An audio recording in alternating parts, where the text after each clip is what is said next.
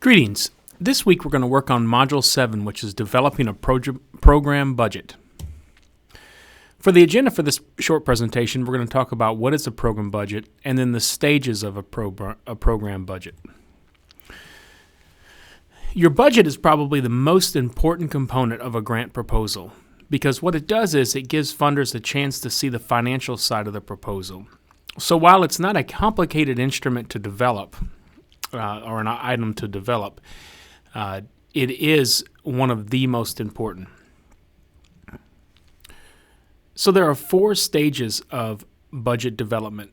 The first stage is to review and organize. The second is to develop the program budget. The third is to review and review and review. And the fourth is to develop a budget justification. Your first stage is a pretty common sense stage, and that is you need to figure out what it is they want you to do regarding the budget. Some of the grants that I've applied for have had a budget template, basically an Excel sheet or a Word table that they wanted you to fill in with your proposal. Others just say that you need to turn in a budget, and so you can develop it however you would like to develop it. So you're going to want to read the instructions on what's required and what is not required or omitted in the budget. You also need to figure out if there's any type of format that they would like a budgeted narrative in, and we'll talk about what a narrative is in just a little bit. And then what I would suggest you do, especially if this is any type of proposal of even marginal size, would be to either get Microsoft Excel or to get Mac's version of Excel, which is called Numbers. Those Excel spreadsheets will help you tremendously. The second step is that you're going to develop the actual budget. And when you're developing the budget, typically it's going to be in an Excel or a table format, spreadsheet format. And you're going to be estimating 2 different things. Well, for the most part, you're going to be estimating expenses, but if you happen to be in association or a program that generates revenue, then you're going to be estimating related revenues as well. So the revenue is basically self-explanatory. That's going to be the money that you will bring in through the different, maybe there's a membership fee or there's a service fee, and so you would want to estimate those. Most of you are going to be worried about estimating your expenses, and that's exactly what it is. It's an estimate.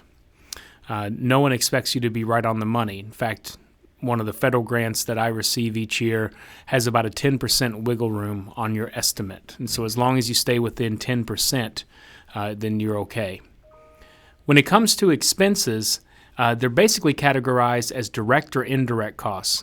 When it comes to direct costs, those are costs that can be traced directly back to the grant project. So these are going to be what you mostly think about when you think about expenses. One that you're not going to probably have to worry about in this class unless you're actually writing this for an organization would be your indirect costs.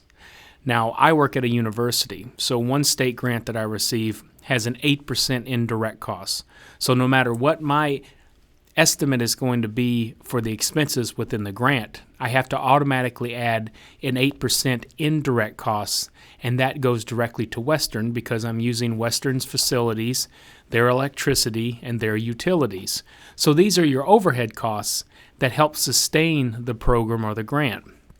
Sometimes these are referred to as shared costs. Now, I'm also on a grant with the FAA, and that has an indirect cost of roughly about, if I remember right, it's somewhere in the 40% range. So indirect costs can be a significant part of a budget depending on the grant. In your third step, you're going to basically do a review, and you're going to review it again, and you're going to review it again. I suggest you do this throughout your entire grant proposal. And what I also should suggest you do, just be as words to live by here, would be to have plenty of eyes look over that budget, because I know I've developed a budget, I've developed grant proposals, I've looked at them a million times over and everything looks great.